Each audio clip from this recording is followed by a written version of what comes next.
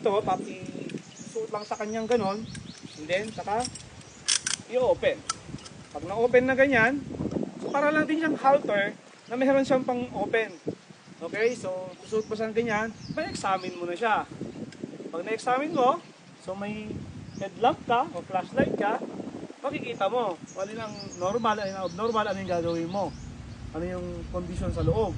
Diba? Kasi since hindi madalas maayos ang ngipin ng mga to, malamang may makikita dyan na kakaiba rin sa tubo, o baka yung mga sumingit doon, yung kulay, yung shape ng bawat ngipin, di ba? So pag ibinuka mo ganyan, iilawan mo, siyempre, kakapain mo. So ang makakapa mo dyan ay mga enamel points, yung mga hooks, okay? Yung wavy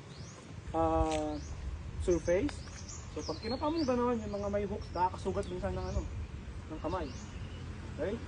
So napaka helpful nitong instrument na to or device na to. Okay? Mouth speculum.